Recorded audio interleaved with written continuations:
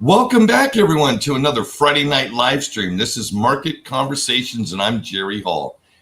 We have a heck of a show lined up for you tonight, folks. We're going to enter the world of professional gaming. That's right. There is an entire industry being built around these young men and women playing video games, getting sponsorships, having in-game economies, and outside the game economies with paid subscriptions and sponsorships. There is quite the little industry growing up around video games, to the point where some of the numbers for the quote unquote top professionals is getting staggering. Hundreds of $1,000s a year in income, whether it be from their paid subscriptions, their sponsorships, product endorsements, etc. It's really quite fascinating. And the role that digital assets will play moving forward, both in-game and out, present many incredible opportunities. So before I bring in the guests, I want to just take a second and shout out the stream. I see Wade and Barbara and Bill, Bra, a Jungle Inc., welcome. Peter, Lori, Roberto. We have producer extraordinaire flicking all the switches and hitting all the buttons in the back. That's right. Mr. Brady is here. And I am fortunate that our guest tonight, Leonidas, former pro gamer turned entrepreneur, is going to roll out and talk about not only the game, the world of gameplay, the economies in gameplay, the revenue opportunities for professional gamers, but also a project that he's been working on called GG Tournaments, which is a multi-skill level tournament web-based venue for players of all skill levels to get their feet wet in the tournament circuit. And they're actually playing for real money. This is quite fascinating stuff. So pretend that you've just experienced an incredible graphic introduction, and let me bring in our guest tonight, Leonidas. How's it going, Jerry? Hey, man, so glad that you could take the time to join us tonight. You know what I thought would be really an interesting way to start this conversation is to roll some actual footage of real live gameplay that's being streamed right now with no sound, and have you kind of, walk me and the audience through what we're seeing, not only from a gameplay perspective, which we don't need to focus on that much, but all the economic elements that are coming into play. Because I'm seeing stuff pop on the screen. I'm seeing subscribers pop on. I'm seeing things called bits being donated. Let's go ahead and bring that live right now. This is a gamer called TP, pretty fabulous guy, playing Call of Duty and streaming his gameplay on Switch. So what are you seeing when you see this screen? I mean, there's a lot going on. That's for sure. Basically, all the stuff that's popping up, I mean, obviously it's all his subs and people donating all his money. As for instance, the first one that just popped up was bits. Bits are kind of like a currency through Twitch that you pay for, and you can donate to various streamers, and that leads to them gaining profit from that. Which is pretty huge. Would it look like if I was just like a viewer on Twitch, I would acquire these bits? How would I use a credit card to buy bits? Yeah, of course. Credit, debit. They range from, you can buy from like $5 all the way up to $100 worth of bits to donate. And I believe Twitch keeps a percentage. I can't think of the percentage off top, but I know it's pretty staggering. I think it's about 30%, which, I mean, you get a $100 bits, and that's $30 that they're keeping. That's pretty huge, in my opinion. What's why some people have led to putting links into their streams where they can actually donate through like PayPal. But I'm pretty sure that PayPal does the same thing where they take a percentage of the money that's getting donated to them. Sure. Which And is it's interesting because, see, so that would be part of the economy for a gamer outside the game by using the game as a vehicle to reach an audience.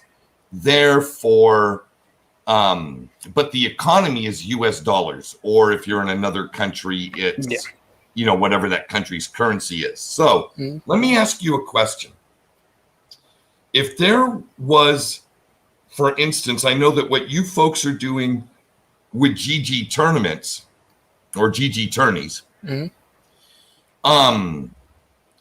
if there was a way to interplay value with less of the middleman getting the dollars, that'd be pretty advantageous, right? Oh yeah, 100%.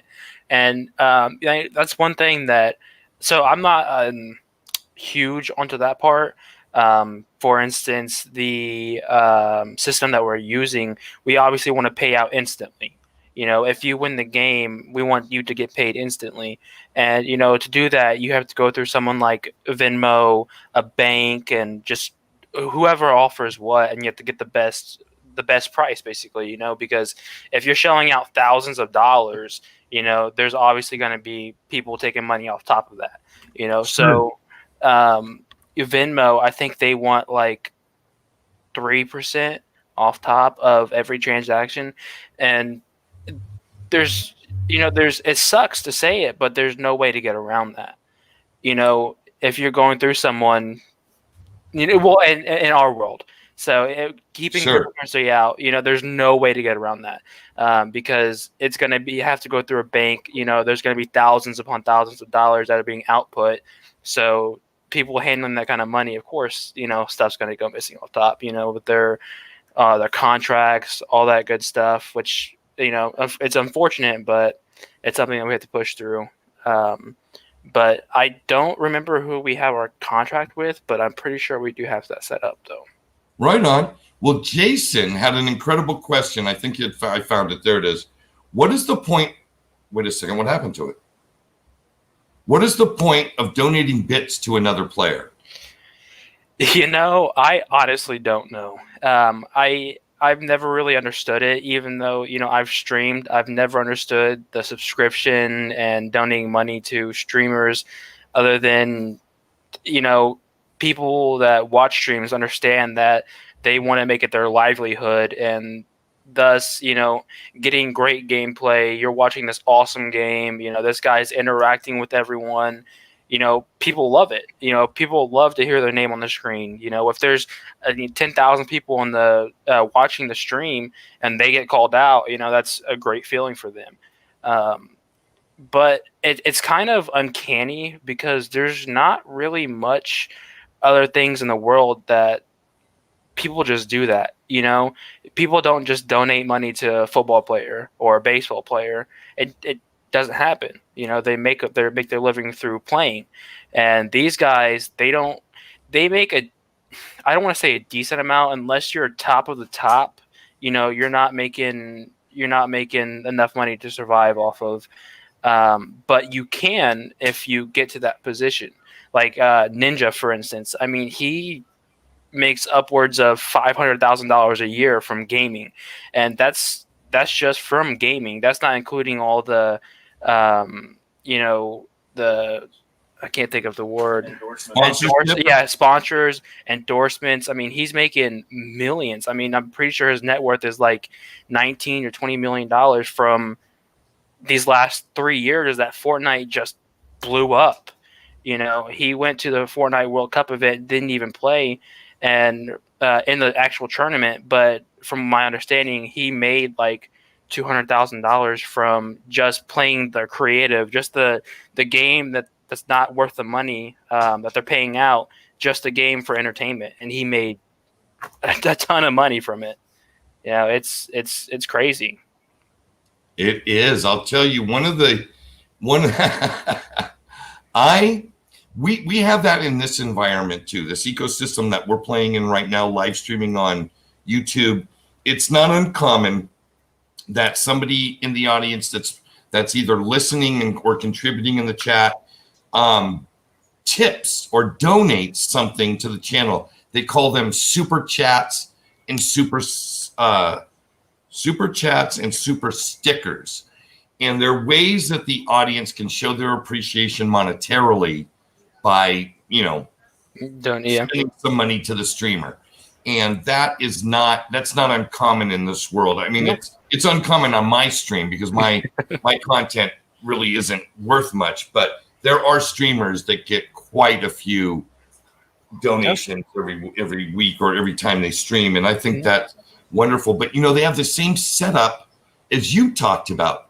YouTube takes 30 to 40% of everything that comes into the platform before, so there's a gross that comes in, but the net that comes out is always 30 to 40% less.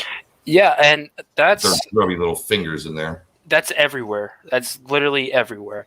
I mean, the only game that I have noticed that actually pays people to play is Fortnite. Now, they are a huge game. I mean, they have millions of players and they've broken several records. One of the things that they do is kind of like what Twitch does and YouTube and Facebook Gaming. They make people their affiliates and you become a creator for them, which basically you're creating content for them and you get paid to do it. The way it works is if you have a creator code, people will put that into their shop when they're buying V-Bucks, skins, and a certain percentage of what is being bought goes to that content creator. I believe it's like 30%. I mean, they keep like 70%. But yeah, I mean, if you're getting millions of views and millions of kids buying these $10 skins every day, that's $3. That can produce a lot of money. Wow, that's amazing. Stephen Kurt has a great question here. Why wouldn't someone just play their own game instead of watching someone else play and paying them? Doesn't sound like much fun, makes no sense. Now, I keep in mind there is no way Stephen is under 35. Okay. Comment like that. It's funny that this comment just came up because I was talking to my associate Pat last night, and we were talking about the same question: is why do people watch pro football players, or pro baseball players, or pro basketball players? Why don't you go play pro baseball, pro basketball, pro football? You can't, or you enjoy watching them. That would be my biggest argument for that. Is some people just enjoy watching things that they can't do. If you're watching a pro gamer and they're dropping 30 kills a game and you think, oh, well, this is awesome, and you go try to do it and you just get destroyed. Okay, well, that wasn't fun. I'm gonna go watch this guy do it. That's that kind of thing. No, I totally understand. Now, back in the day, this is many decades ago, young man, but back in around 2007, 2006, 2008, I was playing Halo 3 with a group of people. We had what they called, back then they were called clans. Yep, MLG. I did too. I had a clan called SWAT Crew. I was the clan leader. And I've made videos back in those days about maps and call outs and strategies. And it would be, we got to the point where we put together a tournament team and started playing tournaments. And back then, each team would contribute, $100. There'd be 8 teams, and first place and second place would win $600, $200. Yeah. And obviously the other 6 teams, if you didn't place, you didn't make any money. Now, those were all self-organized. But nowadays, we've got guys like you and Pat who are actually putting together a web-based tourney platform where players from all different skill levels can come and play the game. So I'm going to have you describe that for a while I go figure out how to I want to go bring that up on screen and do a screen share with your GG Tourney page. So you go ahead and talk, and I will start in the background with buttons and stuff. Yeah, no problem. Well, basically, it started off, I want to say about last year, maybe a little bit sooner, but I would go to these land centers where you go into the place and you pay to get in, and it creates a prize pool just like how we do, and you play the game for real money and you do the tournament. Had a horrible time everywhere I went. It was just the worst places. Would not recommend. The only reason people go there is to try their hand and say that they've made money for their career. That way they can start getting into pro gaming. But it's not fun, man. Most of them never ever do it right. I haven't been to one that's done it right, and people cheat, people lie and help other people. It's just a system based on trust, and when you're playing for money, it's not. You can't do that. It has to be set in stone. Everything has to be there. So me and Pat talked for a long time, and I wanted to open up my own land center for the longest time, and we talked about it, and I don't even know how, but eventually we came up with GG Tourneys, and we've been working hard for it. Basically, we wanted to give everyone the chance to be a pro gamer, because unless you just have that magic to make you a pro gamer, you're either the best or you're the best content creator out there. You're not making waves in the community, because the community, although it be huge, there's already those people before us that's set in stone, like Ninja, Cypher, Tim the Tatman, all these big streamers.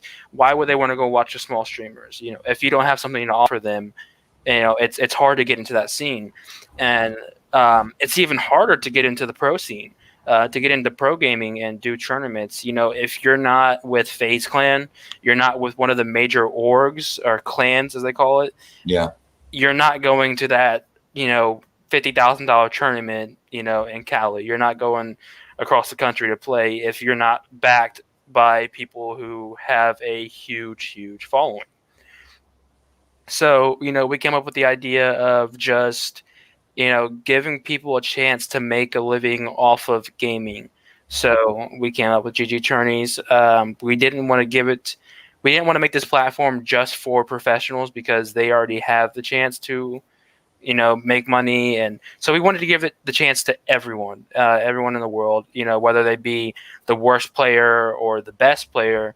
We wanted to make this skill gap, or this, what am I thinking of? Skill-based matchmaking, to put them in a place where they're playing with people that are the same skill, so that they have a chance to make money. If they're not serious about making money, they have a chance to play this tournament without just getting in there, paying their money, and just instantly back to the lobby, instantly dead. They have the chance to play with people that are good or as bad as them. Well, here's the thing. There's that's not a new concept, by the way. The golfing world had figured this out a long, long time ago. Mm-hmm. By assigning handicaps, you could literally go play with people around your skill level based off your handicap. Wow. And your handicap in golf would basically be the same as you guys saying what your skill level is in this particular game. Mm-hmm. In any particular game. And of course, you don't want to go up. You don't want to go into Call of Duty, a guy like me, and go up against, PT and his crew, or Ninja and their guys. You know what I mean? But for me to go in and play against people my own skill level, the competition is there. Mm-hmm. And so my question is, how do you guys handicap different players? How do you assess this assigned skill level that you keep people in relatively the same groups? so that you don't have one great guy going in and crushing all the lesser skilled players? So that's kind of hard, because no matter what you do, there's always going to be cheaters. There's always going to be people that are trying to drag everyone down. They make a new account and, they do what's called smurfing, is where they are really good, but they play with really bad players to just be trolls. But we've, thought about it and talked about it a lot on different ways to keep that from happening. So basically, how our system goes is we kind of went off everyone else's system, because there's no perfect system to keep people in that skill level, keep people playing with the same skill. But there is kind of like what Fortnite does. It semi works. You're either in the really bad players or you're with the really good players.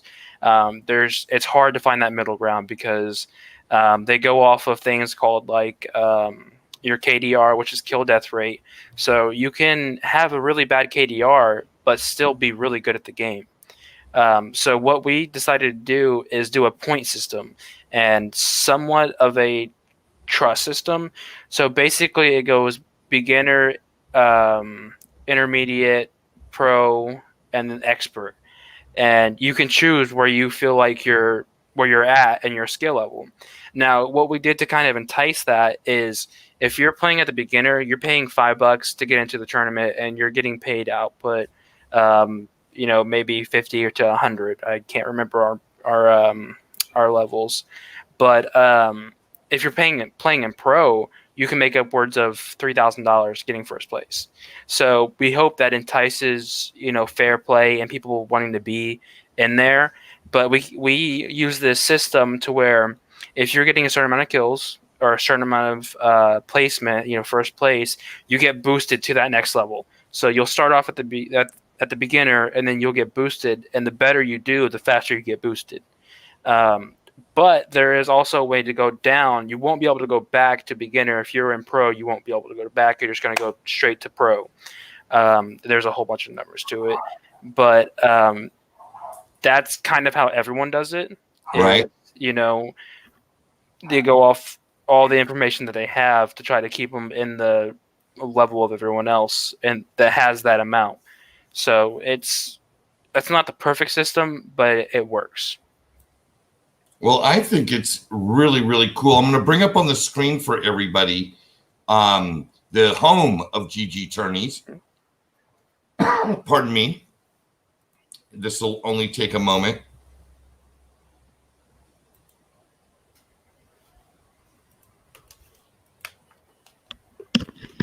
Pretty cool. I think that it's incredible that you guys are trying to create a place for competition, and you don't have to be a top player to be able to compete. Competition makes people better, in my opinion. And the only way to get better is to compete. And sometimes you're competing against yourself, but sometimes you got to compete against other people. One of the things I would say, and Jason brings this point up in his statement here, can't all gamers circumvent the 30% charge if they just did peer-to-peer donations with XRP? Well, the question is, yes, they could. But if they don't know about it, they don't know about it. Yeah, right? For sure. I mean, Leonidas, have you ever heard of XRP? No. Okay. I will tell you that there is a world of digital assets. These are digital representations of value that are fast, trackable, you can't counterfeit them. And they have a value just like dollars when you interact with a third party like exchange. But they can also be valuable from person to person. So I know, for instance, XRP and Bitcoin has value. So somebody could send me XRP and Bitcoin, and I am perfectly fine with it because I understand it. I understand its value. There are some things I would encourage you guys at GG Tourneys to look into, and that is look into, you discussed PayPal and Venmo and Zelle and things of that nature. I would say take a look at BitPay, BITPAY. They are no different than Venmo or PayPal, but they interact with cryptocurrencies. Mm-hmm. I would also venture to say that you're in an industry that's ripe, has a target audience for folks like Coinbase, BitPay, Uphold, and I would venture to say that it probably behoove you to figure out a way to get in touch with them about sponsorship, or placing advertisement and tutorial type information on your platform, because it's truly your generation, your digital generation, that's going to drive the adoption and expand the universe or ecosystem of cryptocurrencies. It's not going to be the old farts like me that are going to put a real dent in the universe. I can get it started. I can get the word to guys like you, but it's going to be you and your peers that drive this sucker for the next 20 years, not me, and not people of my particular age demographic. Yeah. I've never really looked into Bitcoin, or cryptocurrencies, just because I've never really thought about it. I've known about them. I've done a little research, nothing too extraordinary. I mean, I know it's a crazy world. I mean, I've seen, people make millions of dollars off Bitcoin and become millionaires. And it's crazy, it really is. But, I've never fully understood how it works, or, done enough research to understand everything about it. But I know it is a very intricate world. I mean, I've seen down the street at our Speedway, they have a Bitcoin ATM now, which is, yes, yeah, they're great. It's crazy. It really is. I think that is incredible that you're getting that kind of exposure. There's this interplay, and I see it coming because, like, your generation is already completely acclimated, right? You're acclimated to digital wallets. You're acclimated to digital forms of value, whether they be, for instance, those bits that we talked about over in Twitch, whether they be, what's the in-game currency for Fortnite? V-Bucks. V-Bucks. Yeah. Exactly. Now, do many other games have their own in-game currency? Every game, pretty much every single game. If it's a free-to-play game, they have in-game currency. That's where they make their money. Especially Fortnite.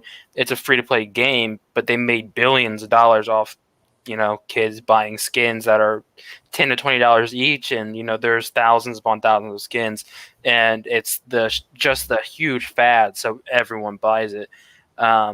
I did see Stephen Kerr said, do they have NFTs in any games that players can win to spin outside the games, like at Amazon?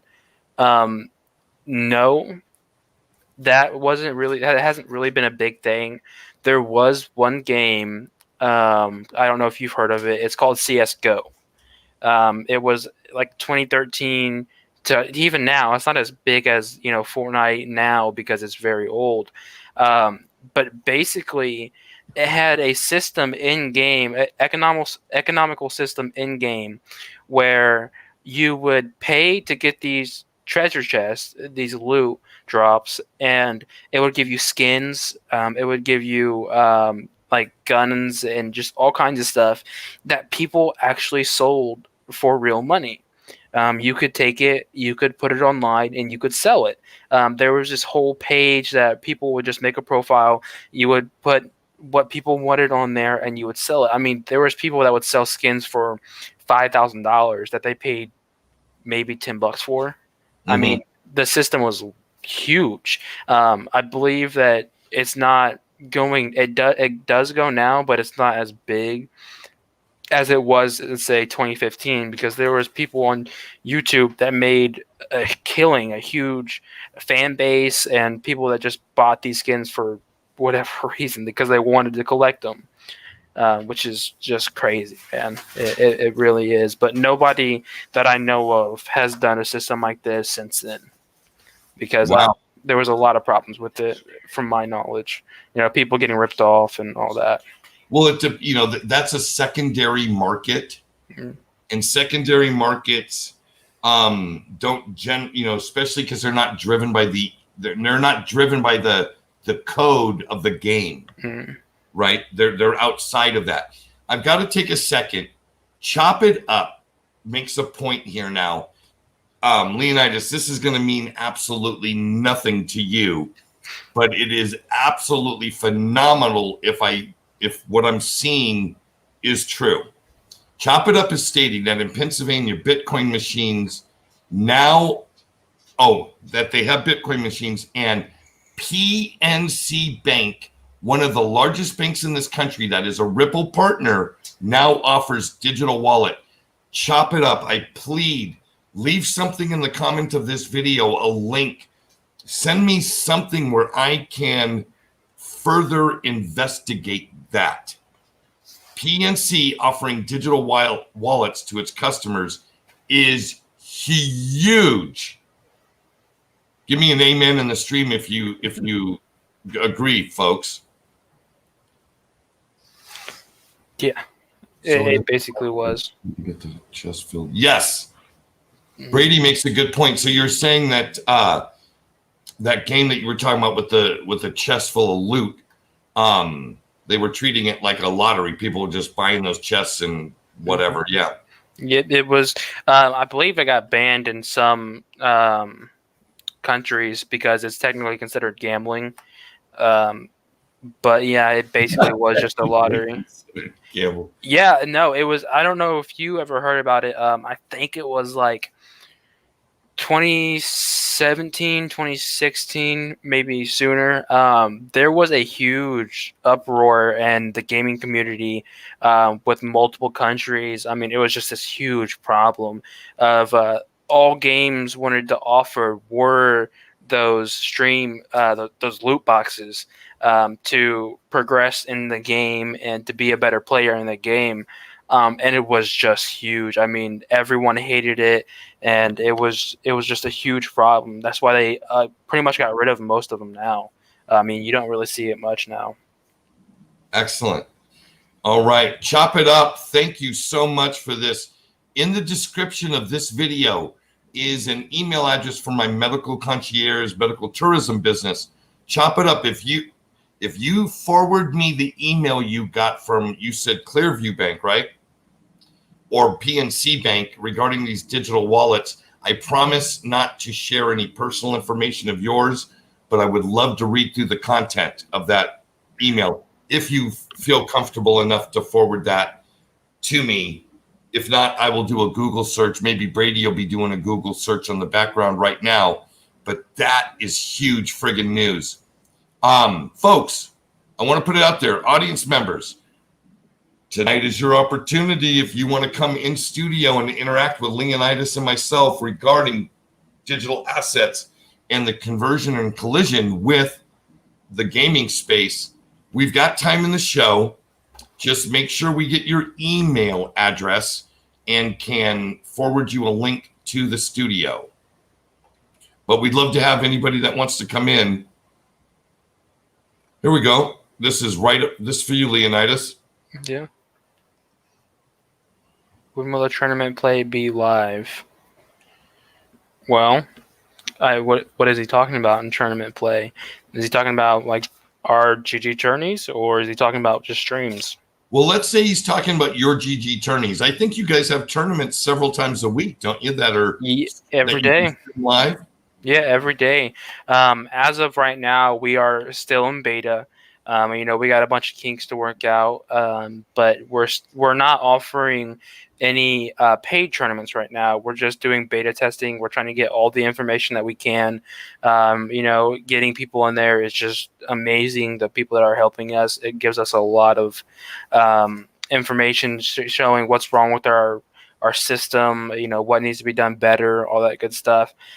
So until we are done with beta, we won't be offering paid tournaments. Now, we've been thinking about doing giveaways, nothing major, anything like that. But in these upcoming tournaments, hopefully. Well, I'll tell you what I'm going to do, Leonidas, because I am such a believer in creativity and entrepreneurship. I would like to offer 100 XRP as a first place prize in one of your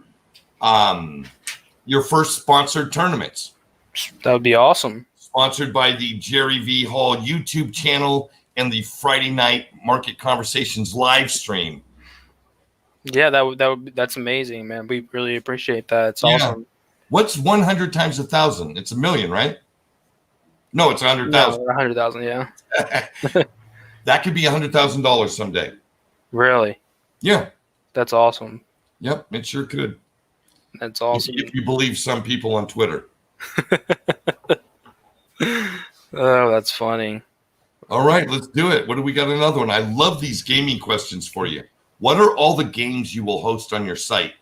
As of right now, we're going to be doing Fortnite just for beta, but we want to put every single game out there on our site. We want to put Fortnite, we want to put Call of Duty, we want to put Valorant. Even for Nintendo folks, we want to put Nintendo Smash Bros on there. We want to put every single game that we just possibly can that has a market for tournaments. We want it on there. So we're going to be working really hard after we get out of beta to just get everything on there. Obviously it's going to take some time and a lot of resources to get that kind of stuff going, but we're going to do the best we can to get that. Well, I got to ask a really noob question here, and that was when I put on the screen gameplay. It was you playing. Mm-hmm. What game was that? And that was a stream from GG Tournaments yesterday. Yeah, that was Fortnite. The new season Fortnite. Came out. Okay. Yeah, so I was streaming that. One thing about our page is we don't just promote our app on it. We let people promote themselves on it. If they want to put their gameplay on it, they can. If they want to stream to it, they can. We want everyone to have the opportunity to share their gameplay, even if it's through our page. We try to do as much as we can. Cool. Now, Steven, who's been quite active in the chat tonight, thank you, Steven, very much for your questions and comments. Gaming crypto tokens line, Enjoin, Coin, Wax, or Decentraland, Mana, how will they crack into gaming? Well, I think it's been pretty well established that Leonidas is not Leonidas. I'm sorry. You're fine. I went right to the 300. He's not hip into the crypto thing right this minute, but you're going to see. I'll tell you what I see from the crypto side. It's going to be the cryptocurrencies that make it easy for the gamers to integrate multiple currency wallets. So watch Exodus, right? Watch Exodus wallet become a favorite in the gaming community because of its ease and the fact that they support so many tokens on a desktop wallet. And the way for them to integrate, it's going to be whatever tokens integrate with these platforms better. So Twitch is a monster gaming platform. So are gamers going to put in their OBS streaming devices their receiving addresses for crypto donations? I bet you're going to see that coming. You're going to see subscription prices through direct payment be reduced to those that are available through the gaming platform themselves. Which I think would be awesome, if it gives gamers a chance to make more money without, the vultures taking away a huge percent of that. That's awesome. That's really me and Pat talked about this yesterday. I was talking to him out. I said I don't really see the correlation between the two. And then I thought about it a lot. We talked about Twitch, we talked about YouTube with how they do the gifting and the bits. And, if that can be replaced for the gamers, that's amazing. If it helps the gamers out, I mean, these big companies, they already make tons of money. Like the ad space that they pay, I believe they only pay the streamers like 20-30%. Same thing with the bits. Yeah. So if that can be replaced by cryptocurrency, that would be phenomenal. Well, I'll tell you, and this is maybe something that might help you, and I hope that it is, because our goal is always to add value to everybody's experience. So on my channel, I would like everybody that interacts with my channel to leave being a better investor, right? That's the whole focus of my life. And one thing I'll tell you from the investment world is it's not always how much you make, it's how much you keep. Yeah, of course. And so costs and overhead and taxes and third-party distribution elements are all factors in that. And obviously you want to retain as much of the value as comes into you. So I would encourage you, being so young and so full of energy. I love what you're doing with GG Tournaments, but also I would encourage you to start a path of learning to like develop an investor's mindset. Mm. Think about what you're doing today, what investment that is, what will it give you a return on your time and energy tomorrow type of thing. Yeah. Because you're going to find at some point, and it seems so far away to you now, someday you're going to grow up and be old like me. And it sure would be nice to have a financial security that's not dependent on outside elements to make happen. Oh yeah, of course. And that's huge for sure. And that's something that, if cryptocurrency can offer that, I mean, that's awesome. I don't know what this means, Roberto. Lo siento, mi amigo, no entiendes. Will recoil. Okay, I don't know. I'm there's a conversation going on in the stream that I'm lost to. I'll tell you what. I got to move this thing. I'm going to bring Brady in, producer extraordinaire. Brady, I don't know which one of these is you. Is this you, Brady? The unmuted one. Right on. So Brady, thoughts on crypto, gaming, etc., etc., etc. I've been thinking about it for a while. My nephew does it every now and then, and he's always screwing around with either getting a skin or looking at it or pointing at it or being amused by it. So I understand the concept, but I think in this current iteration, it's kind of like DeFi. It's like the only way the gaming platforms really made money essentially is because the kids may have badgered their parents hard enough to get the credit card number to then go hog wild on it. In order to get like the economic community and, baseline currency exchange units, I think that might be, I don't want to say a decade away, but I think it'll take a while for people to relearn or to rethink what they imagine money being, and why would they want to keep it outside of their game.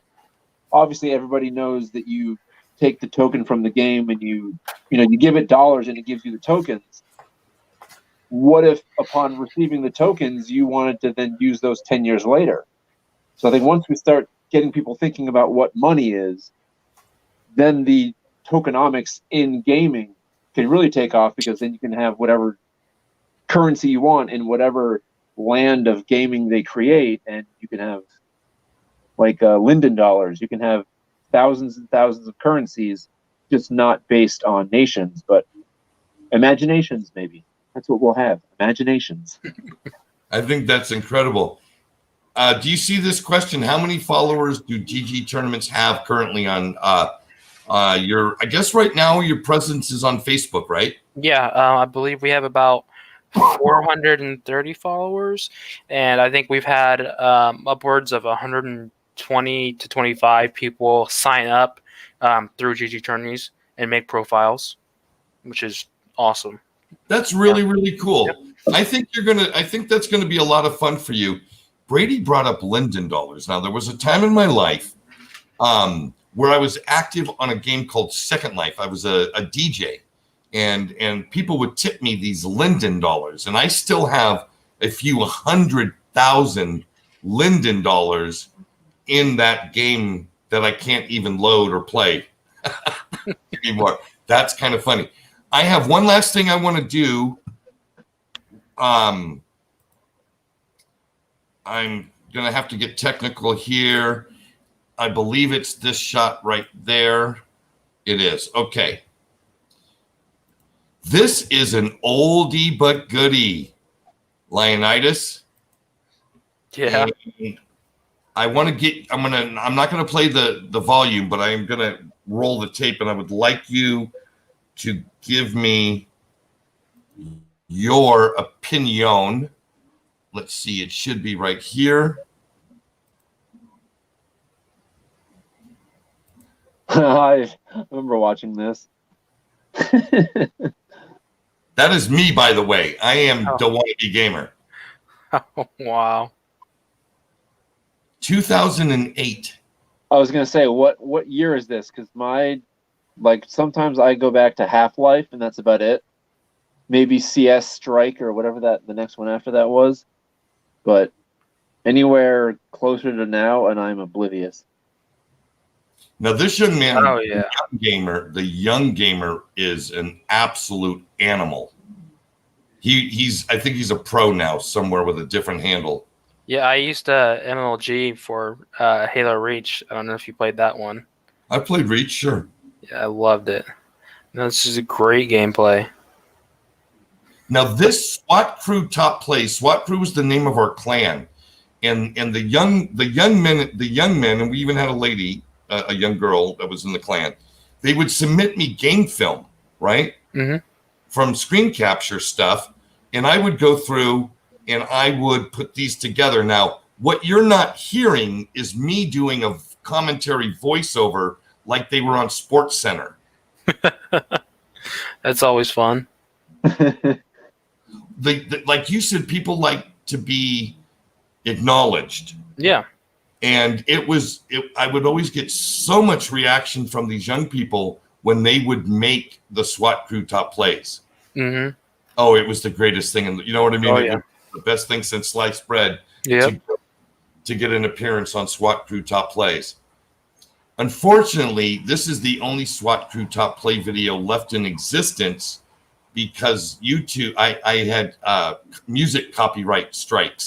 Yeah. DC songs in the background. Yep. I know they're horrible for that kind of stuff. I hate it. Well, I didn't have the right to use their music, and I completely understand. I know, but it makes the video 10 times better when you do. When you're watching some good AC/DC in the background, are you kidding me? It's wonderful. Oh, yeah. Anyway, so I wanted to show you that because there, back in the day, we're talking, 12, 14 years ago. I actually had a whole thing set up for me and my son. He had his Xbox upstairs. I had mine downstairs, and I actually played more than he did. and it was that whole clan thing. It was the community that we were building around each other. We all had interactions on Facebook together. Obviously, the gameplay itself, quite incredible stuff. How about we do final thoughts and get everybody back to their lives? Sounds good to me. Yeah. Sounds good. So, Leonidas, you go first. Final thoughts. Cryptocurrencies entering the gaming world. Your final thoughts, sir. I think it's awesome. I'm definitely waiting to see how it can flip everything upside down. And, hopefully it does. Hopefully it takes away from Twitch. Hopefully it takes away from these just big companies and helps the gamers make more money, I guess that's my final thoughts. Right on. Well, I want to let you know, I will do everything I can in the form of either suggestions or introductions or whatever I can do to help you and Patrick get a foothold in that field, because I believe what you're doing with your tournament platform is a perfect opportunity for you to work with crypto companies and have a migration of cryptocurrency and the gaming world in one space. Yeah, that would be awesome. Right. For sure. So for you now, final thoughts, producer extraordinaire who we missed last week because he was saving children in Ethiopia. Brady, your final thoughts. My final thoughts are, I hope these kids in these gaming industry will, while playing their games, simultaneously listen to Henry Hazlitt's 6-hour YouTube broadcast. I don't know. I hope people start learning about money, because it's coming soon. I mean, get off the couch, people. Start learning about money, and I hope that's what Economics everyone in will one do. lesson. Yes, Henry It's Hazlitt. a 6.5 hour lesson. You got to put it on repeat. It's a good one. Yeah. I have not gotten through it, I'll be honest. In due time. In due time. Folks, we're wrapping this show early tonight, but we had good content. I really want to I'd say thank you so much for Leonidas to come in and share his time with us tonight to talk about this incredible new emerging use case for cryptocurrency, and that is the gaming industry. It's players, it's economies in game and out. I think we're going to see a lot. There is going to be an ongoing adoption curve, and it's going to be led by Leonidas and the folks in his demographic. It's just not going to sustain from the Gen X people. It's going to be you millennials, you Gen Ys, Gen Zs. You guys are the ones that are going to take this thing all the way home. And so I think it behooves us to engage with you, impart with you the things that we can, but also to give you the freedom in the room to just go with it, because who knows what incredible things you guys will create when you have more of the resources that you generate at your disposal. So again, thanks for your time. Let Patrick know that I really appreciated him introducing me to you and getting you on the show. I hope that you'll come back to my show, maybe in the form of a guest in the stream, or tune into my content, because I believe that you could learn a ton about cryptocurrency and about economics from an old guy. That would be awesome. I really appreciate your time too. Right on. So from North Carolina, New York, and beautiful Costa Rica, Pura Vida, everyone.